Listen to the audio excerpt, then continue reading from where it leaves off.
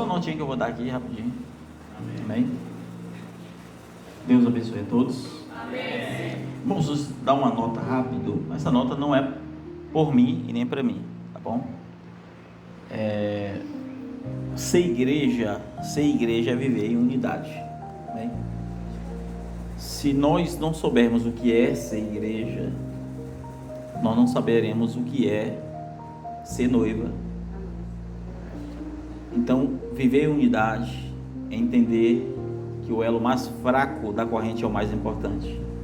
Então, aquele que mais dá trabalho é o mais importante, porque a corrente, ela está unida entre os elos.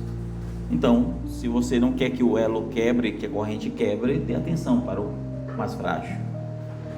Às vezes, o mais frágil não é necessariamente o mais fraco.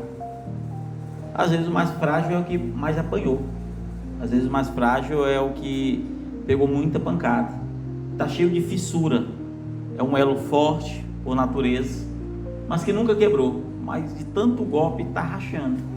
E ela deve ser tomado cuidado. Um pastor, eu não estou aqui falando de mim, muito embora serve para mim, mas eu não estou aqui fazendo uma defesa pessoal.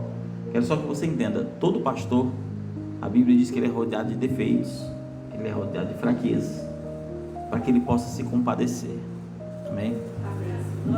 Eu acredito que a igreja, nenhuma igreja pode tomar ou tirar ou ter o papel de ser ou fazer aquilo que é para Satanás fazer, que é trabalhar com acusação. O pastor, aquilo que eu preguei alguns meses atrás, o pastor ele é um burro de carga. Você lembra daquela ocasião onde pegaram um jumentinho amarrado e aquele jumentinho colocaram Jesus e as pessoas glorificavam Jesus dizendo: Hosana, Senhor nas alturas. Mas ninguém glorificou o jumento, mas foi o jumento que levou o rei. O jumento é o pastor, que ele só é o burro de carga, ele só é o que leva Jesus a ser adorado. Ele não merece prestígio nenhum. Mas aquele jumentinho era inexperiente, aquele jumentinho não tinha experiência nenhuma, mas não deixou de ser o jumento que levou Jesus. O que eu quero dizer com isso é que todo pastor, o dever dele é fazer com que a igreja enxergue a Cristo. Às vezes o jumento não é tão forte, o jumento não é tão inteligente, o jumento não é tão dócil, mas se ele é o jumento que leva Jesus a ser adorado, ele é um jumento útil. O pastor é o jumento útil. E eu não estou falando aqui de terceiros, eu estou falando de todos os pastores, eu e qualquer um, somos apenas um jumento, nessa linguagem figurada, tá, irmãos? Os nossos defeitos não dão direito à igreja a olhar para a vida do pastor e achar que ele não presta para nada. Não dá, irmãos. De olhar o defeito do pastor e analisar, observando a vida dele, algum erro, algum problema, e achar que aquele erro, aquele problema fez com que todo o seu ministério deixasse de existir. E às vezes, eu até acredito que às vezes a gente faz essa medida com outras pessoas, a gente cai sob a mesma medida que a gente mede. Quando a gente julga outras pessoas desse jeito, Deus nos colocará em situações para nós provarmos que estamos equivocados da pior maneira possível. Todavia, isso é um trabalhar de Deus e não nosso. A partir do momento que eu preparo meios para denegrir, atacar, ou o que seja, eu estou equivocado. Então, eu espero que nós aqui, e você que está em casa assistindo, possa entender que todo pastor é rodeado de defeitos, de fraquezas, e que você só precisa perdoar o seu pastor. Não deixe nada subir no seu coração. Não deixe o ódio, não deixe o rancor, não deixe nada tirar a presença de Deus no seu coração. Não mude de igreja por causa de pastor, não mude de igreja por causa de membro. Fique ali, congregue na palavra. É isso que um pastor tem que fazer. Amém? Eu espero que as pessoas que estão assistindo, sabem a quem eu estou endereçando, possam ser tocadas pelo Espírito Santo, porque aqui não é uma linguagem de repreensão, aqui é uma linguagem de um pastor e de um amigo. Aqui é uma linguagem de alguém que quer o seu bem. Não é quem quer o seu mal, o seu bem. Não ataque seu pastor, não fale mal. Deixe Deus cuidar de tudo. O que é do homem cuidar, deixa o homem cuidar. O que é de Deus cuidar, deixa Deus cuidar. Não se meta em nada. Não se meta em nada. Ore, entregue a Deus os teus problemas, que Deus, Ele vai resolver, porque Deus é justo. Não tente fazer a justiça segundo a sua vontade, a justiça dos homens. Deixa que Deus faça dele, porque Deus é o justo juiz. E se nós formos achados pesado na balança, nós vamos sofrer ainda mais. Então, eu não estou fazendo uma defesa para mim, eu quero deixar bem claro aqui. Serve para mim isso aqui também, irmãos. Mas eu jamais falaria o que estou dizendo aqui. Eu jamais falaria. Mas você que está assistindo sabe para quem que eu estou falando. Então, por favor, cuide do seu pastor. Um dia ele vai fazer falta para você. Um dia os seus ensinamentos, o que você é hoje, o que você foi, aquilo que você se tornou, muito disso tem a ver com o seu pastor, sem rejeitar o que seus pais ensinaram. Então, reconheça apenas isso e deixe Deus agir. Né? Essa nota que eu tenho para dar, os irmãos podem estar inocentes, eu prefiro que fique, mas que Deus abençoe, irmãos. Aleluia. Aleluia, Senhor. Deus abençoe a todos, em nome do Senhor Jesus. Aleluia, irmãos. Vamos abrir a palavra do Senhor em Apocalipse capítulo 2. Dando sequência aos nossos estudos da palavra de Deus.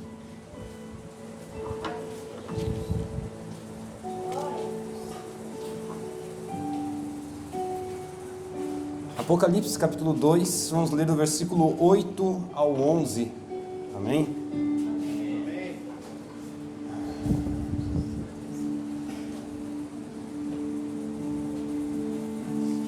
Apocalipse capítulo 2, versículos 8 ao 11.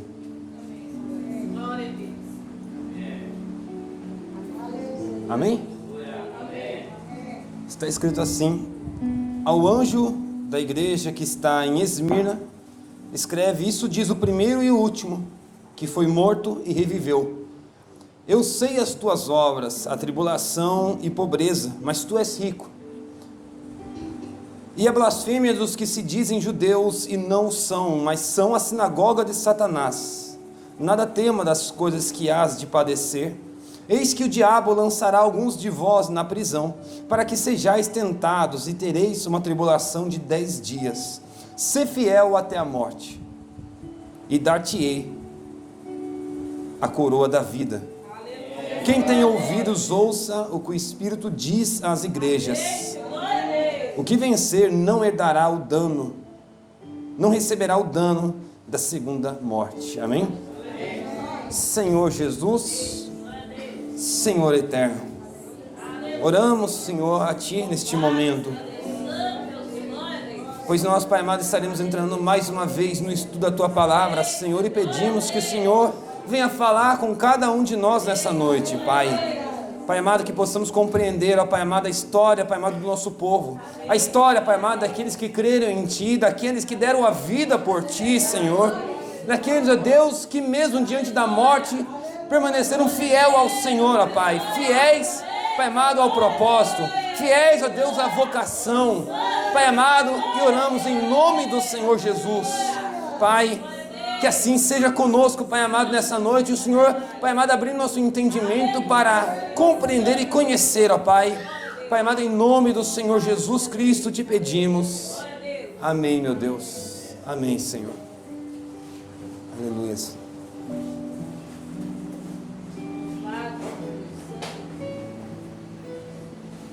Amém.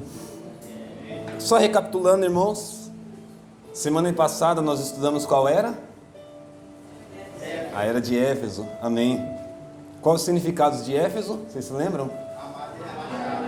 Amarga e relaxada. Amém. Hoje nós estaremos estudando sobre Esmirna.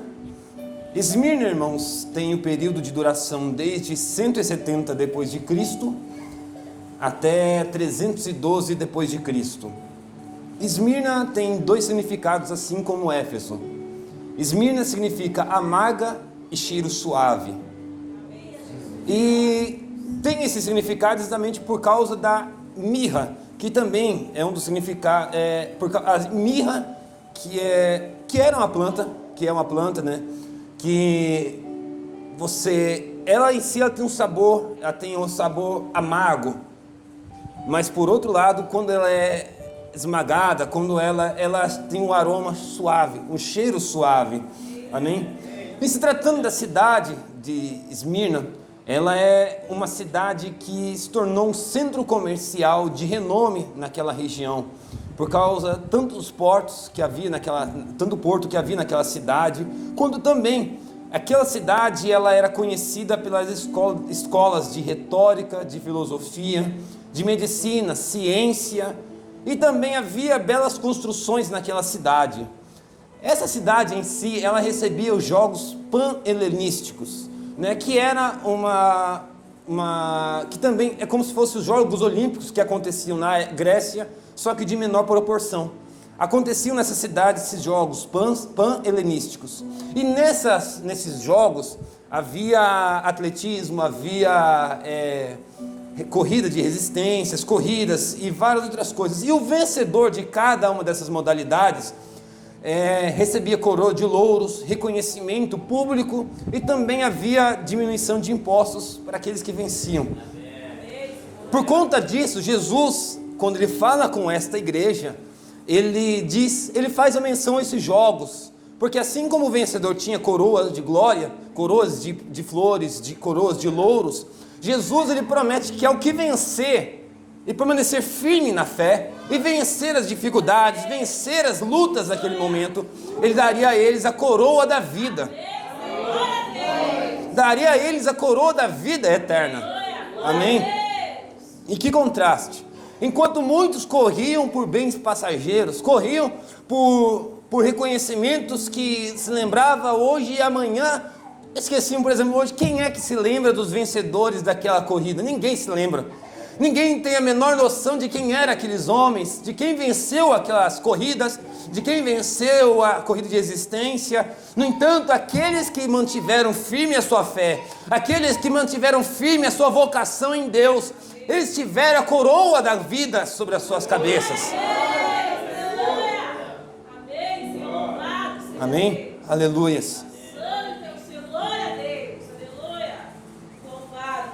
Nessa cidade também havia muitos judeus que, de certa forma, eles até eram mais resistentes ao cristianismo do que os próprios romanos que havia naquela cidade. Judeus que havia naquele lugar, eles eram pessoas influentes, eles usavam da sua influência para perseguir os cristãos, perseguir o cristianismo. Essa cidade ainda, a apresentação de Jesus para essa cidade, isso diz o primeiro e o último, o que foi morto, mas vive. Também é uma menção à história dessa cidade, porque essa cidade, no século 6 antes de Cristo, ela foi destruída, completamente arruinada, completamente. Era uma cidade próspera, mas quando ela foi invadida no século 6 antes de Cristo, ela se tornou meramente um vilarejo, ou seja, de uma grande cidade, as pessoas começaram a viver em vilarejos separados, foi uma cidade completamente arruinada. E por volta do século 4 ao 3, antes de Cristo, essa cidade foi reconstruída novamente. Aquilo que era somente um vilarejo se tornou uma cidade novamente grande e próspera. Ou seja, quando Jesus ele se apresenta como aquele que foi morto e reviveu, ele também faz uma menção à história daquela cidade, que ela havia sido completamente arruinada, mas agora ela vivia uma reconstrução, ou seja, ela foi morta, mas também foi revivida. Jesus falava com aquele povo porque eles sabiam que era o que era ser completamente destruído e ser revivido novamente. Eles sabiam o que era correr por uma glória, e Jesus oferecia também para eles uma glória. Eles sabiam, aquele povo e o cristão, a verdadeira vinha naquela cidade, era um povo pobre, era um povo sofredor, mas Jesus apresentava para eles dizendo: vocês não são pobres, vocês são ricos na verdade. Amém? O mensageiro desta era, irmãos, dessa era de Esmirna, foi Irineu. No entanto, é importante falar sobre Policarpo. Policarpo, que nasceu em 67 depois de Cristo, ele se tornou um aprendiz aos pés de João, aquele mesmo apóstolo, o mesmo que estava na ilha de Patmos, que escreveu o Evangelho, que escreveu o livro de Apocalipse, que escreveu as três cartas. Ele foi um aprendiz aos pés de Policarpo, de João, melhor dizendo, e durante a sua vida ele se tornou bispo na cidade de Esmirna. E quando ele foi preso, ele foi levado diante do anfiteatro de Esmirna. Lembrando, aquela cidade havia um estádio grande que acontecia aqueles jogos pan-helenísticos. Quando Irineu ele foi levado a esse anfiteatro, a este estádio, diante de milhares de pessoas, o procônsul daquela cidade tentou poupá-lo poupar a sua vida, Inclusive disse para ele as seguintes palavras: respeita a tua velhice, Policarpo, jura por César e te deixarei livre. Amaldiçoe a Cristo e viverás. Quando aquele homem já velho, 86 anos de idade, ele ouviu aquelas palavras, ele respondeu firmemente: há 86 anos sirvo a Cristo e ele nunca me fez mal. Como poderia blasfemar contra o meu rei que me salvou? Então ele novamente foi ameaçado de ser queimado vivo, e Policarpo replicou serenamente: tu me ameaças com o fogo que queima por um momento e logo se apaga, mas não conheces o fogo do juízo eterno, reservados para os ímpios. Porque tardas, fazes o que tens que fazer. Você observa o seguinte, que Policarpo estava determinado a manter a sua firmeza na sua fé, manter a sua fé firme em Cristo, mesmo diante de ameaças, mesmo que a custo da sua própria vida, ele estava firme naquilo. Então naquele momento eles amarraram ele a uma estaca, e ele recusou a ser pregado, dizendo o seguinte: deixai-me assim, aquele que me dá força para suportar o fogo, me sustentará para que eu não me mova. E quando eles atearam fogo na pilha de madeira que colocaram aos pés, quando atearam fogo, segundo a tradição e segundo os escritos antigos, o fogo se tornou uma auréola ao redor de Policarpo, de forma que não queimava ele. E ele, inclusive antes de ele ser morto, ele pediu, e eles autorizaram que eles pudessem orar, e durante 2 horas ele orou pelos cristãos, orou pela igreja, orou pelo imperador.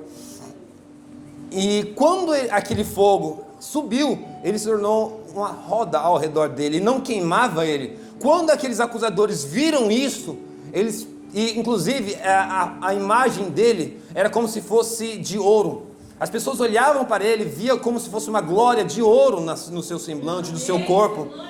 Quando perfuraram, pegaram a espada e perfuraram ele, a tradição diz que saiu água e saiu sangue, e o sangue jorrou jorrou tanto sangue do seu corpo, que o sangue que saiu dele apagou as chamas que estavam ao redor daquele fogo.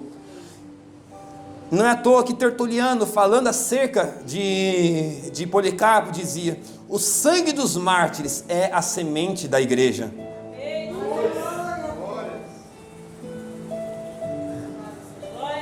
Irineu, que é o mensageiro desta era da igreja,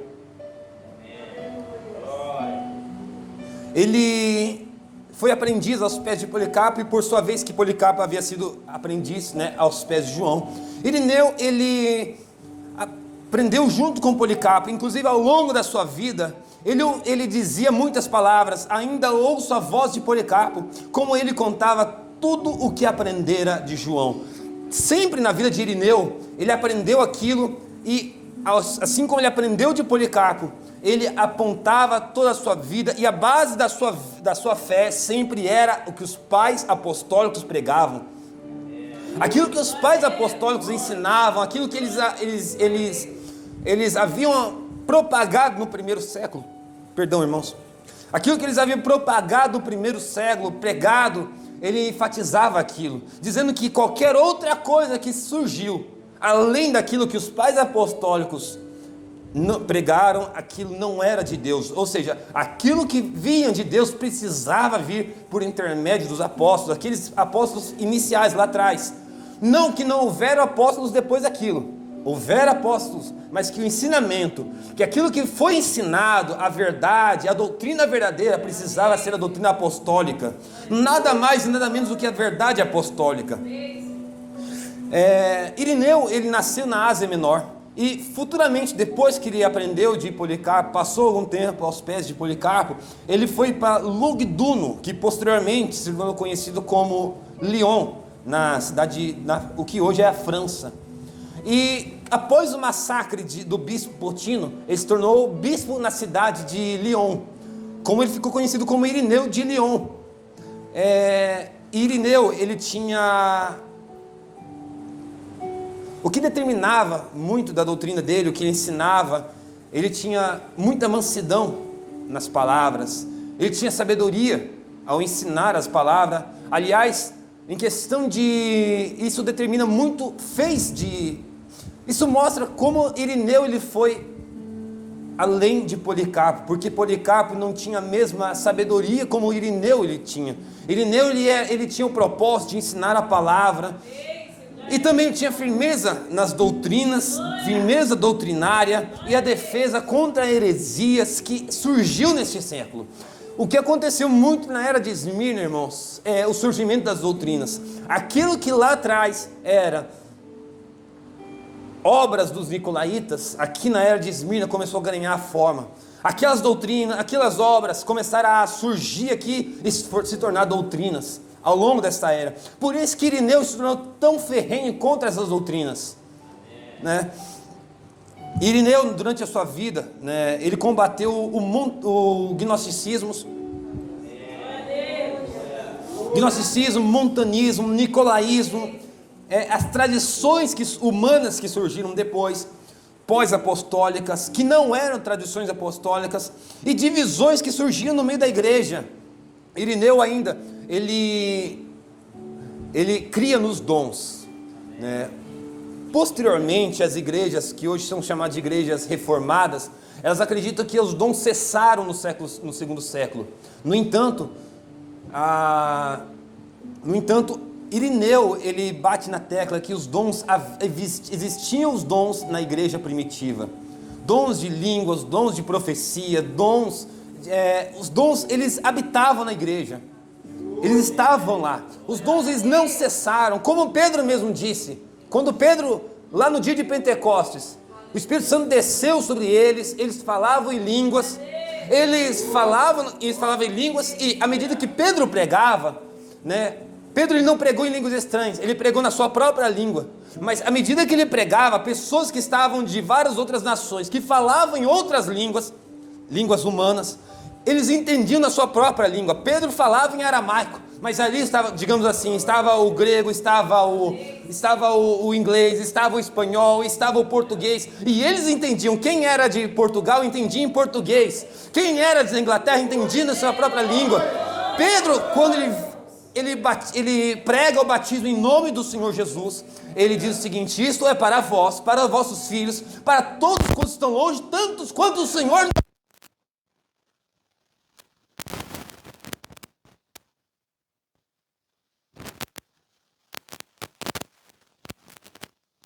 No 2, aquilo seguiu a história da igreja ao longo de todos os séculos, ao longo de cada era. Os dons, a manifestação do Espírito Santo estava presente em cada período da igreja. Amém? A verdadeira vinha, elas tinham isso firme em si. Irineu ainda, ele tinha a visão de que o Espírito Santo, ele não era uma terceira pessoa da Trindade. Pelo contrário, o Espírito Santo ele era a emanação do Deus vivo.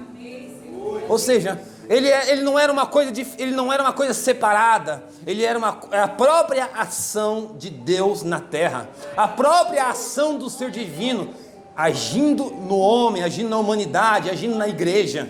Amém? Diferente de como posteriormente surgiu a doutrina de que existia a pessoa do Pai, a pessoa do Filho e a pessoa do Espírito Santo. Irineu não cria nisso, muito pelo contrário. Irineu, ele enfatizava que a igreja naquele período, toda a igreja em todo o mundo cria que existia um Deus acima de tudo, que existia um Deus e que não existia o Deus Pai, Deus Filho e Deus Espírito Santo, que não existia três pessoas na divindade, não existia a pessoa do Pai, o Deus Filho, o Deus Pai, o Deus Espírito Santo. Muito pelo contrário, Irineu, ele enfatizava a igreja como um todo, cria, né, nas palavras dele, que o verbo, ou seja, o Filho, sempre esteve no Pai. De múltiplas maneiras já o demonstramos, e também que sua sabedoria, ou seja, o Espírito, estava com ele antes da criação. Irineu, sabe, Irineu, ele ainda combateu outra doutrina, uma doutrina chamada quartodecimana. Explicando em detalhes o que é essa doutrina, para explicar como que Irineu ele foi além de Policarpo. Essa doutrina da quartodecimana era doutrina sobre a Páscoa, né? Por exemplo, aqui no nosso calendário, qual que é o dia da Páscoa? No nosso calendário, qual que é? Vocês se lembram? Sabe? Qual o dia da semana? Sábado, sexta, domingo. Mas lá atrás, na primeira Páscoa, a Páscoa ela era comemorada na sexta-feira. O domingo eram as primícias. Amém? Durante o segundo século, surgiu a doutrina da quartodecimana e Roma em si batia de frente, dizendo que é o seguinte: nós vamos comemorar a Páscoa na ressurreição de Cristo e não na morte de Cristo. As igrejas da Ásia Menor acreditavam que a Páscoa deveria ser comemorada na sexta-feira, que era o dia que Cristo morreu. Já a igreja em Roma e as demais cidades, principalmente em Roma, acreditava que a Páscoa deveria ser comemorada no domingo, em alusão à ressurreição de Cristo. Policarpo, durante a sua vida, ele acreditava que a Páscoa deveria ser comemorada na sexta-feira. No entanto, ele não bateu ele andava lado a lado, aliás, vivia em comunhão com Aniceto, que era o bispo de Roma. Em várias ocasiões, Policarpo estava junto com eles, e ele não bateu tão duro, não foi tão severo contra as doutrinas erradas.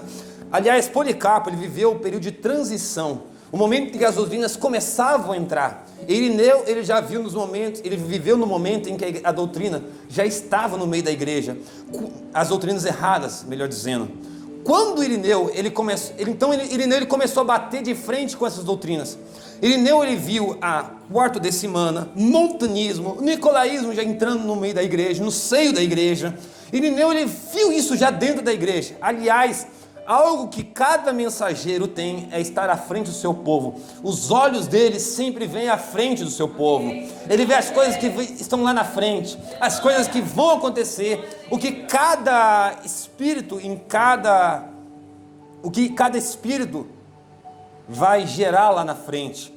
Irineu, então, ele bate de frente com essa doutrina quartodecimana. Aliás, a igreja de Roma acreditava que a Páscoa deveria acontecer após a primeira lua cheia, no primeiro domingo após a lua cheia da primavera.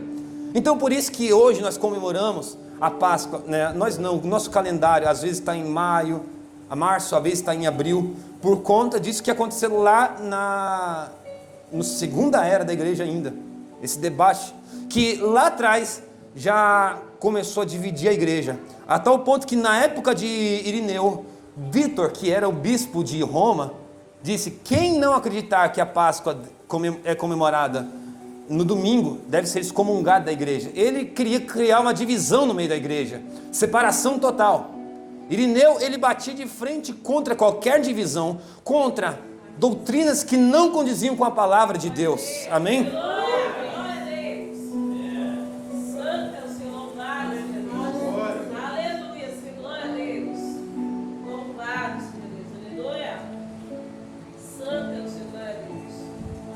Agora,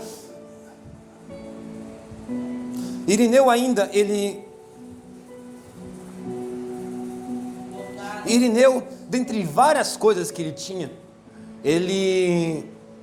várias doutrinas que ele ensinava, uma delas foi o que posteriormente deu margens para a doutrina do purgatório, né? Lembrando, irmãos, cada um dos mensageiros tiveram falhas doutrinárias. Cada um dos 7 mensageiros. Quem doutrinariamente manteve o padrão foi Paulo. Amém? Irineu, ele acreditava que para aqueles que não conheceram o Evangelho, Jesus Cristo pregaria para eles após a morte e eles teriam uma chance de salvação. Né? E isso ele baseava no creio que foi Judas que disse isso, que Jesus desceu àqueles que morreram no dilúvio e pregou às almas perdidas. No entanto, né, Hebreus 9, 27, o escritor de Hebreus ele é enfático em dizer: e como aos homens está ordenados a morrerem uma vez, vindo depois disso o juízo. Ou seja, após a morte, tudo que resta é somente o juízo. Não existe purgatório, não existe margem para acreditar que uma pessoa possa ser salva após a morte. Aliás, Jesus ele fala sobre a parábola dos Lázaro e do rico, falando que após a morte, Jesus fala que o rico que estava lá no inferno clamava para que ele pudesse cair uma gota de água nos seus lábios e que alguém fosse pregar para os seus parentes que estavam em vida. Né? Por que não pregar para quem estava morto? Porque não existe chance para quem está lá. E Jesus disse: se eles não ouvirem os vivos, como ouvirão os mortos? Jesus ainda fala sobre a parábola das virgens, falando sobre a porta fechada, que havia 5 virgens loucas e 5 virgens prudentes. E tudo que elas podiam fazer é enquanto a porta estava aberta. Após a porta estar fechada, não havia mais chance. Eclesiastes 11, 3 ainda diz: estando as nuvens cheias, derramaram a chuva sobre a terra, caindo a árvore para o sul ou para o norte, no lugar que a árvore cair, ali ficará. Ou seja, o que acontecer e aonde tombar, aquilo vai ficar. Quem morreu e aceitou a Cristo tem a vida eterna. A salvação ela é baseada pela vida, por você reconhecer a Cristo, por aceitar Jesus, aceitar Cristo na sua vida. Não existe salvação após a morte. Não há necessidade de após alguém morrer, você orar por aquela pessoa para que ela seja salva. O que ela é salva mediante a vida aqui na terra, por aceitar Cristo aqui. Amém?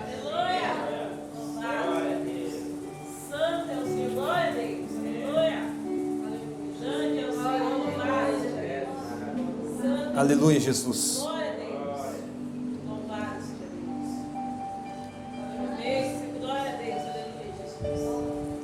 Outra doutrina que Irineu ele combateu, irmãos, foi a doutrina de Montano.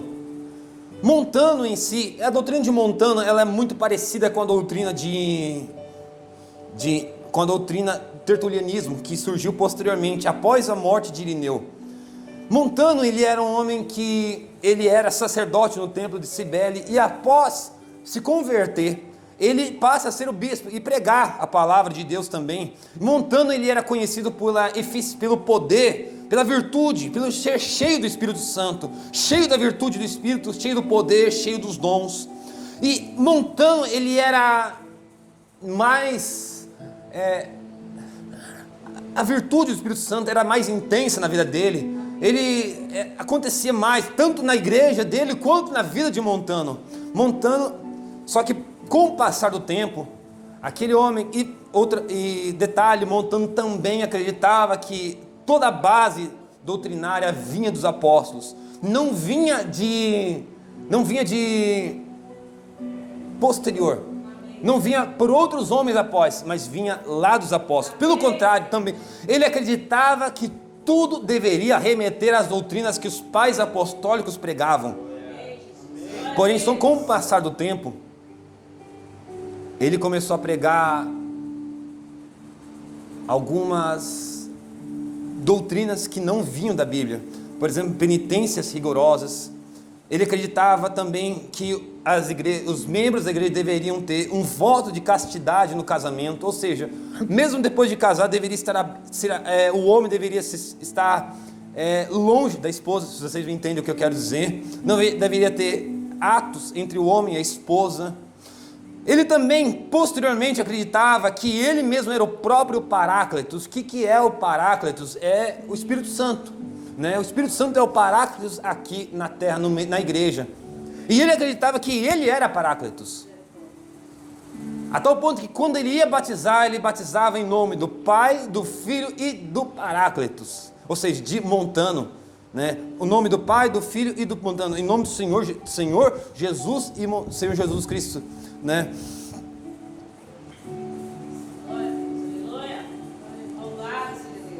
E aí, irmãos, outra coisa, ele acreditava que as palavras dele tinham o mesmo peso que as palavras de Cristo, que as palavras dele na igreja deveriam ter o mesmo peso que Jesus, ou seja, deveria ser um ponto final. Entende?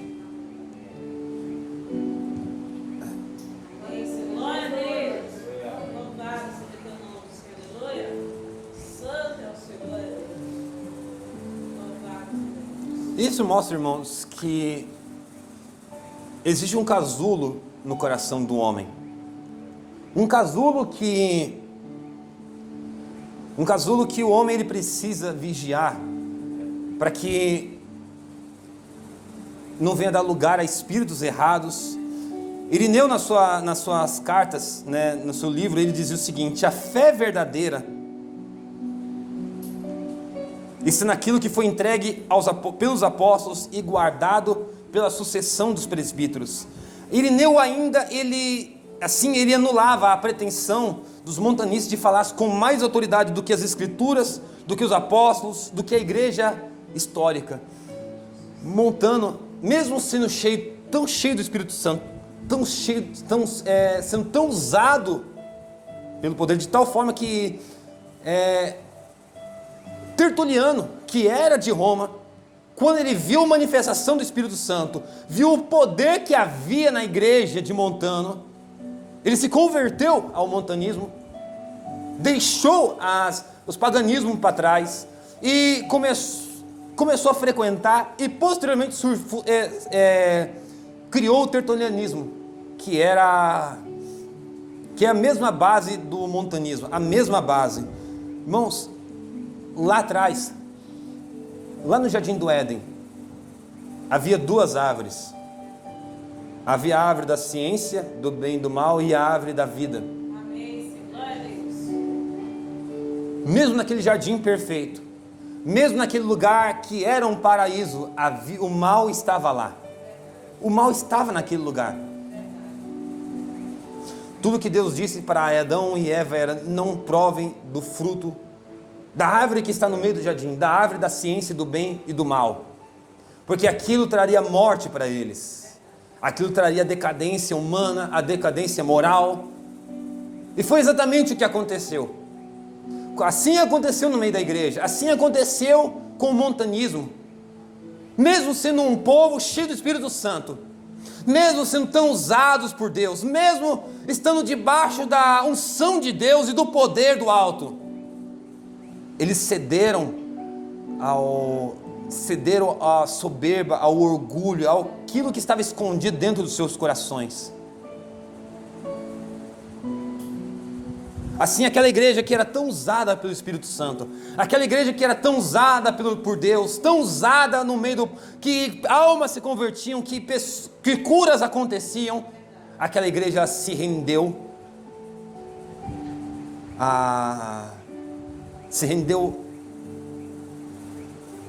ao orgulho e à soberba.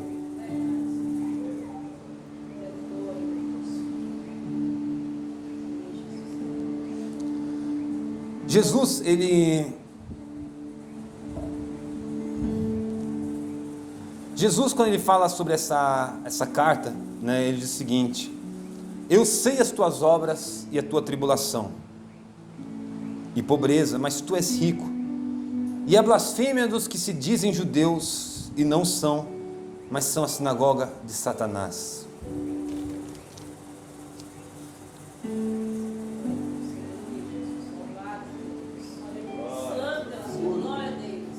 Sabe, Jesus, ele olha para aquela igreja,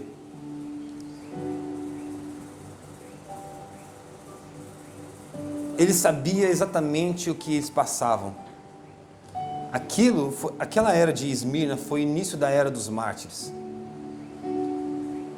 Foi ali que cristãos começaram a morrer e morrer e morrer por causa da palavra.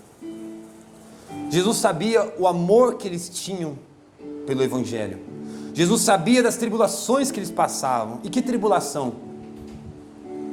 No lugar em que o imperador era a imagem de Deus para todo aquele povo romano. Eles viviam num lugar que eram perseguidos, judeus que perseguiam eles, usavam da sua influência para perseguir eles. E Jesus inclusive faz menção a isso, dizendo: eles se dizem judeus, mas são a sinagoga de Satanás. Se dizem judeus, aquele povo que deveria ser chamado, que foi chamado para representar Deus, para ser o povo de Deus na terra, eles são a sinagoga de Satanás. Usavam da sua influência, usavam do que eles tinham para perseguir os cristãos e lançá-los para matar, lançá-los nas covas, lançá-los nas arenas, aqueles mesmos estádios, aqueles anfiteatros que havia em Esmirna, que haviam para promover o espetáculo, era para promover os jogos, era usado para matar os cristãos, para assassiná-los, para lançá-los nas arenas. E Jesus diz: olha, eu sei a tua tribulação. Jesus, irmãos, às vezes podemos passar por lutas, passar por dificuldades, mas Jesus sabe de cada uma das dificuldades que a igreja passa. Jesus, ele conhece cada uma das tribulações que o seu povo passa.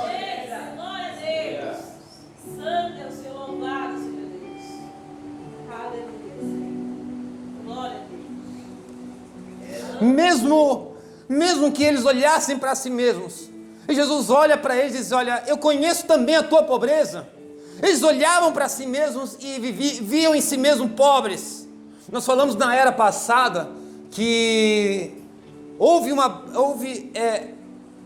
com o passar do tempo, os imperadores tornaram a acusação, a perseguição mais branda contra os cristãos, limitando somente acusações.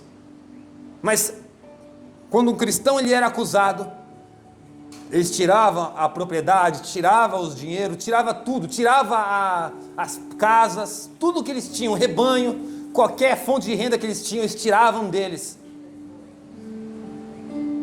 Eles eram pobres, tudo que eles tinham era tomado pelo Estado, tudo que eles tinham era tomado pelos imperadores.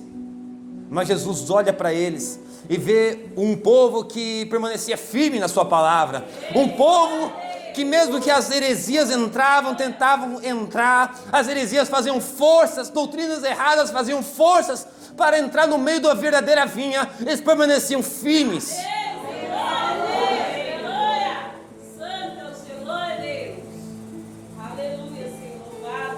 Eles não olhavam meramente para as tribulações momentâneas que eles passavam, eles sabiam que aquelas perseguições, que aqueles leões que pulavam sobre eles, tiraria a vida deles ali. Mas que a vida não era limitada meramente a essa vida passageira, a esta vida terrena, mas que esta vida teria uma eternidade por eles do outro lado, que haveria uma eternidade para eles após a morte, que eles tinham uma coroa da vida esperando por eles. Eles tinham uma carreira proposta. Eles estavam numa corrida. Era uma corrida pelas suas vidas. Era uma corrida pelo Evangelho. Era uma corrida. Aqueles cristãos não tinham casas, viviam em tumbas. Aliás, até hoje as tumbas estão lá. Havia várias entradas de ar. Quando eles faziam comida, temperava a comida, quando aquela fumaça subia, ela não subia por um único lugar. Havia várias saídas de ventilação para que os soldados, para que o império não sabia onde eles se escondiam. Eles viviam uma corrida, como Paulo diz, Paulo fala sobre a corrida que muitos tinham no estádio. E o primeiro que chegava lá vencia, tinha uma coroa. Eles também tinham uma corrida aqui. Era pelas suas vidas? Era para não ser pego pelo Império Romano? Era para manter a chama viva em suas vidas? Era. Mas estavam correndo. E eles sabiam que quando eles chegassem do outro lado, haveria uma coroa lhes esperando.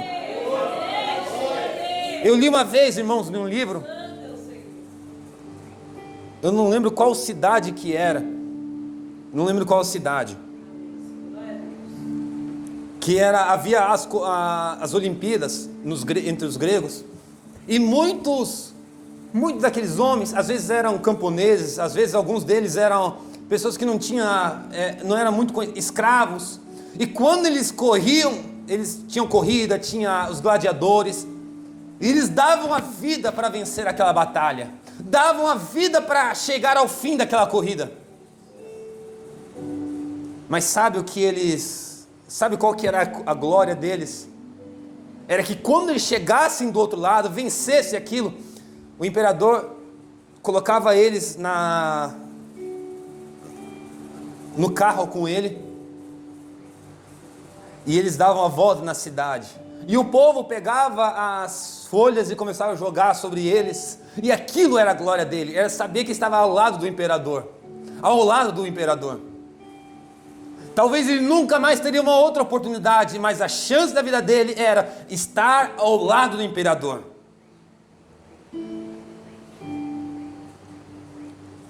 Quando o cristão, irmãos, é a mesma coisa. Aqueles cristãos tinham isso em mente. Muitos corriam aquela carreira, muitos chegavam e tentavam chegar, mas era somente um que estava lá no fim, lá no pódio. E quando chegavam lá, a esperança deles eu estou aqui lutando pelo Evangelho, eu estou aqui na trincheira, eu estou nessa batalha. Eles também tinham uma armadura, tinham uma espada, a espada da palavra, o escudo da fé, o capacete da salvação. Aleluia, Senhor, glória a Deus. Mas eles sabiam que quando eles vencessem essa carreira, eles passariam com Cristo na glória. Eles andariam nas ruas de ouro com Cristo.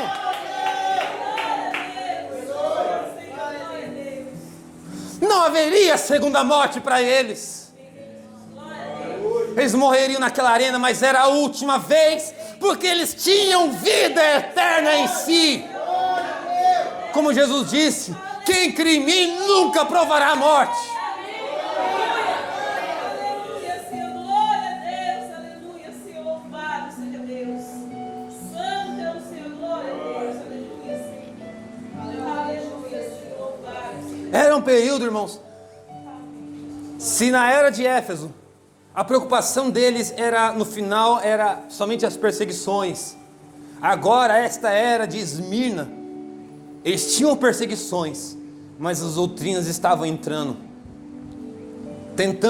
fazendo força para entrar no meio da igreja. Os gnósticos que não acreditavam, alguns deles nem sequer acreditavam que Jesus tinha vindo em carne, eles repudiavam matéria, eles tentavam misturar mitologia grega no meio da religião, mas aqueles cristãos, aquela verdadeira vinha, estava firme, mantinham suas vidas firmes em Deus, firmes na palavra.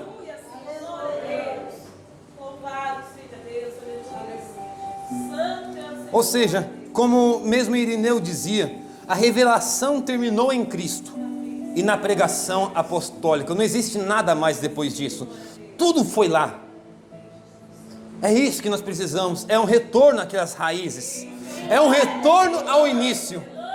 É como uma semente que você pega. Você pega uma semente de arroz, uma semente de trigo, uma semente de milho. Você joga ela no chão. E você vai cuidar daquela semente. Aquela semente ela morre lá embaixo. Mas de repente aquela semente, você não vê, ela está começando a criar raízes. Ela vai subindo, de repente você vê o talo. Você vê um broto. De repente você vê aquilo cresce. Você vê as folhas. E aquilo vai crescendo, crescendo, crescendo. E como um pé de milho, ele vai crescendo, você olha as folhas, de repente você vê o cabelo do milho. E você olha e você vê a casca. Mas aquilo não é o original. Quando você pega aquele milho e você abre, tira a casca, você olha, ali está o original, que é a semente. Tudo aquilo que os pais apostólicos pregaram era a semente. A semente que era pregada por Paulo, por Pedro, a semente que foi pregada por João, a semente que foi pregada por aqueles pais apostólicos. Aleluia, Senhor, glória a Deus. Nós precisamos voltar ao grão original. Precisamos voltar à semente original. Cristo ele ainda fala mais sobre esse período. Ele diz o seguinte: nada temas das coisas que hás de padecer. Eis que o diabo lançará alguns de vós na prisão, para que sejais tentados, e tereis uma tribulação de 10 dias. Isso se cumprir, irmãos, de 302 até 312. Foram 10 anos do imperador Diocleciano, de perseguição. Segundo o que foi colocado na história, essa perseguição foi tão forte, tão ferrenha contra os cristãos, que se não fosse a misericórdia de Deus, o cristianismo teria terminado naquele momento. Quando Jesus diz não temas, é porque a luta seria grande para eles. Que a luta seria grande para aquele povo, que haveria grande e forte perseguição. Mas por trás de tudo aquilo, Jesus dizia: eu sei, eu conheço, eu sei de tudo. Às vezes as pessoas podem perguntar: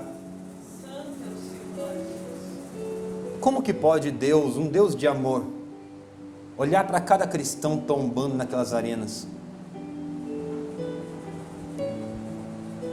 e não fazer nada a respeito? Cada cristão sendo crucificado, às vezes em frente ao leão, mas declarando a sua fé em Deus.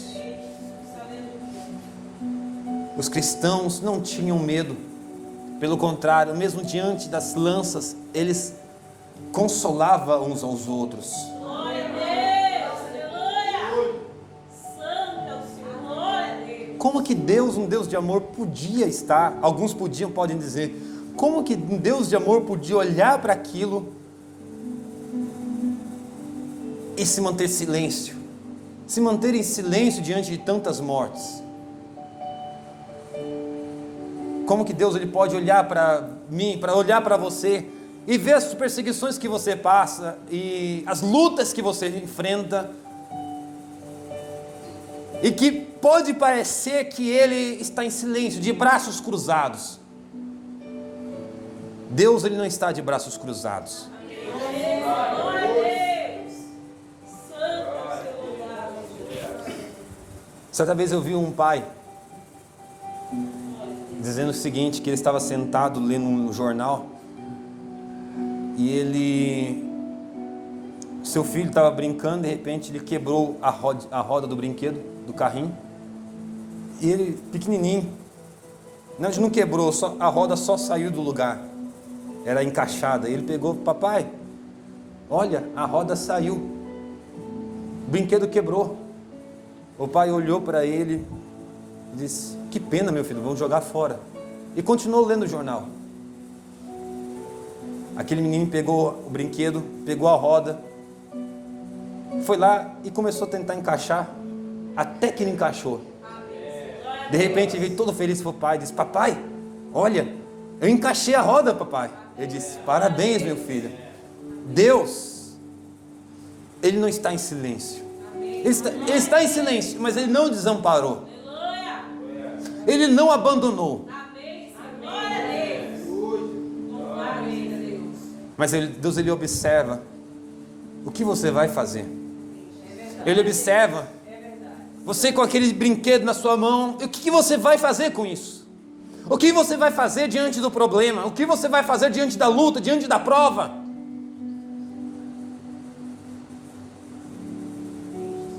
E o que Deus Ele quer não é que você seja, sabe, Deus Ele não quer que você se renda diante das dificuldades. Como a Bíblia mesmo diz, que a prova da vossa fé produz a perseverança. Deus, Ele quer nos ver perseverantes, mesmo diante das dificuldades, mesmo diante das lutas, que nós possamos se manter firmes nele. A igreja não foi forjada em algodão. A igreja não foi forjada diante de coisas leves. A igreja foi forjada diante de derramamento de sangue. A igreja foi forjada diante de perseguições. E por isso que o cristianismo permanece firme. Diante de tantas lutas, diante de tantas dificuldades, ele permanece firme, porque foi forjado nas lutas, nas tribulações.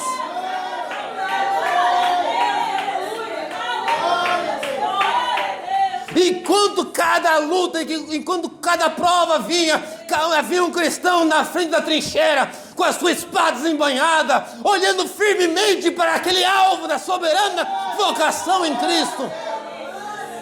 Aleluia, Senhor, glória a Deus.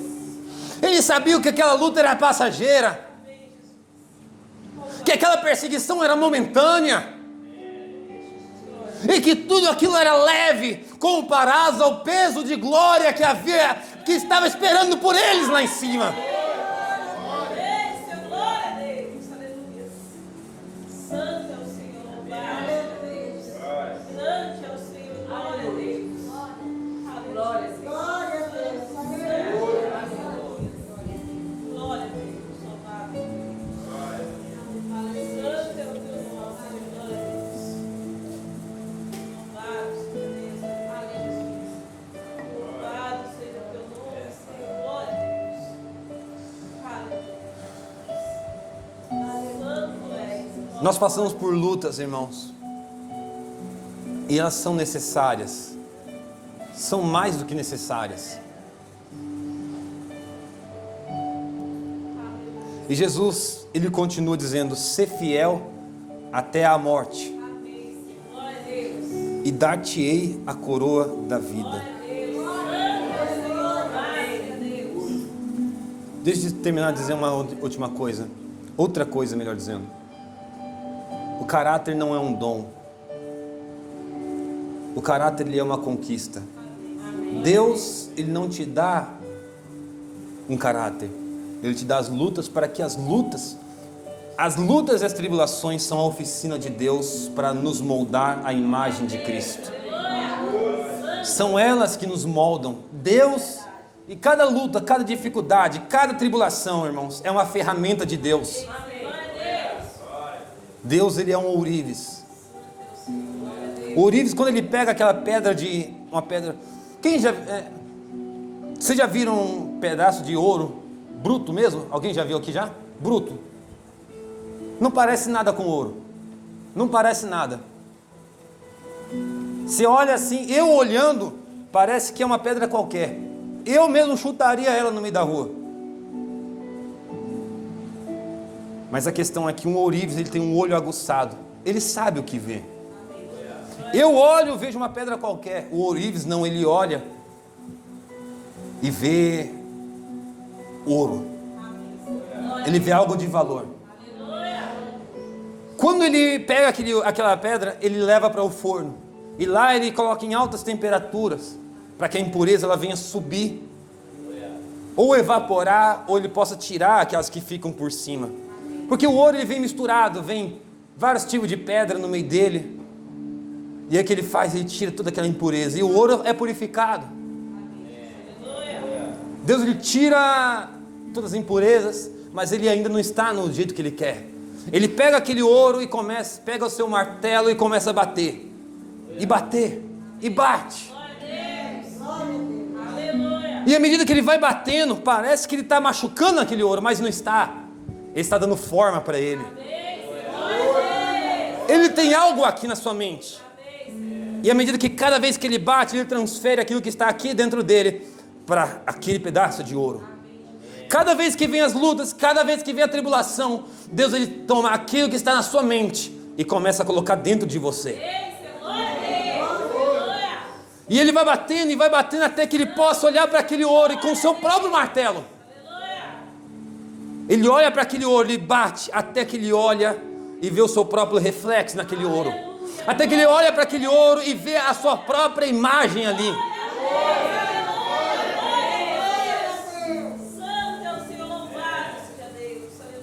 É verdade que o pecado manchou.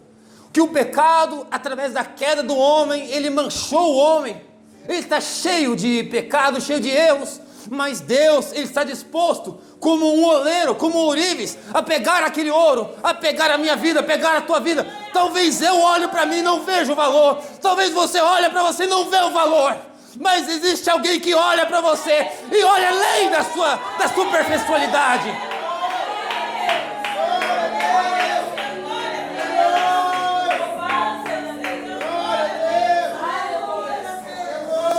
Não olha para aquilo que é aparente, ele olha para o que está no seu interior. E isso é o que há de valor, é o que está dentro de você. Ele pega a minha vida, pega a tua vida e vai passando as dificuldades nessa oficina e vai martelando e passa pelo processo para que nós possamos viver a imagem de Cristo aqui na terra. Para que aquilo que nós fomos feitos, o propósito nosso possa ser cumprido, que é que a nossa vida possa refletir aquilo que está lá em cima, para que a nossa vida possa devolver aquilo que veio de Deus. Amém? Ser fiel até a morte. Não é até uma dificuldade, não é até mais uma tribulação, não é até mais um problema, mas mesmo diante da morte, ser fiel. Quando se lembram, não sei se vocês já viram a imagem de um atleta, foi há uns tempos atrás, ele foi correr numa maratona, ele correu e de repente os músculos começaram a separar do seu corpo, ele ficou fraco. Se não me engano foi até o filho dele que foi pegar ele para carregar até a linha de chegada, ele não conseguia mais, estava sem forças, mas ele continuava correndo.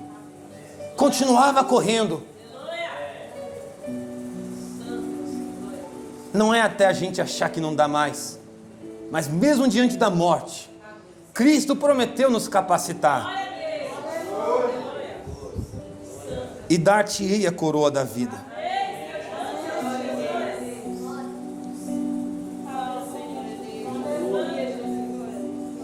Que contraste, não é? Que contraste. Quem tem ouvidos, ouça o que o Espírito diz às igrejas. No período da igreja, entre Éfeso e Esmirna, houveram 6 imperadores que perseguiram a igreja: Nero, Domiciano, Trajano, Marco Aurélio, Severo, Maximino, Décio, Valeriano, Aureliano e Diocleciano, que foi o último e o mais severo de todos. O mais severo de todos. Quem tem ouvidos, ouça o que o Espírito diz às igrejas. O Espírito Santo nunca nos abandonou. Ele nunca nos abandonou. Mesmo diante de situações que nós não sabemos o que fazer, o Espírito Santo, ele vai estar lá para nos guiar e para nos ajudar. É com gemidos inexprimíveis que ele fala, tanto através de nós como para nós. Diz às igrejas: o que vencer não receberá o dano da segunda morte. Amém? Só para encerrar, irmãos, qual que é o significado da era de Esmirna? Amarga e cheiro suave. Quem é o mensageiro dessa era? Irineu de Lyon. Amém. Vamos nos pôr de pé, irmãos. Glória, louvado seja Deus. Aleluia.